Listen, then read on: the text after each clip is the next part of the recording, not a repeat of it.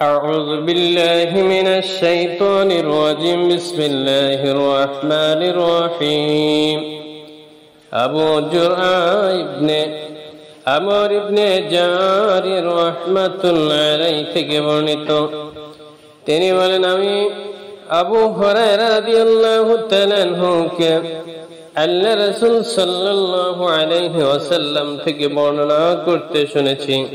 তিনি বলেন, যে ব্যক্তি আল্লাহর রাস্তায় বের হয়, যদি সে শুধু আল্লাহর উপর ঈমান এবং তার রাসূলগণের প্রতি ঈমানের কারণে বের হয়ে থাকে, তবে আল্লাহ তাআলা ঘোষণা দেন যে আমি তাকে তার পুণ্য বা গনিমত সহ ঘরে ফিরিয়ে আনবো, কিংবা তাকে জান্নাতে প্রবেশ করাবো। অর্থাৎ হয় আমি তাকে বিজয়ী বেশে ঘরে ফিরিয়ে আনবো, না হয় তাকে শহীদ বেশে জান্নাতে প্রবেশ করাবো। আর আমার উম্মতের উপর কষ্টদায়ক হবে বলে যদি মনে না করতাম, তবে কোন সেনাদলের সঙ্গে না গিয়ে আমি ঘরে বসে থাকতাম না। আমি অবশ্যই এটা ভালোবাসি যে আল্লাহর রাস্তায় নিহত হই, পুনরায় জীবিত হই, পুনরায় শহীদ হই, পুনরায় জীবিত হই, পুনরায় শহীদ হই, পুনরায় জীবিত হই।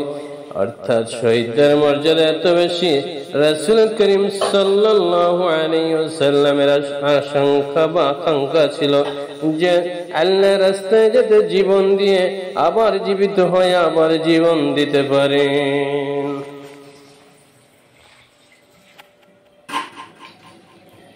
অন্য হাদিসে হযরত আবু হুরায়রা রাদিয়াল্লাহু তাআলা আনহু থেকে বর্ণিত, নবী করিম সাল্লাল্লাহু আলাইহি ওয়াসাল্লাম বলেছেন, নিশ্চয় দিন সহজ, দিন নিয়ে যে বাড়াবাড়ি করে দিন তার উপর জয়ী হয়ে যায়। কাজেই তোমরা মধ্যম পন্থা অবলম্বন করে এবং মধ্যপন্থার নিকটে থাকো, আসান্নতে থাকো এবং সকাল সন্ধ্যায় ও রাতের কিছু অংশে ইবাদত সহযোগে আল্লাহর দরবারে সাহায্য চাও। তবে তোমরা দিন নিয়ে বাড়াবাড়ি করবে না। এটা হলো রাসূল করিম সাল্লাল্লাহু আলাইহি ওয়াসাল্লামের হাদিসের মূল ভাষ্য।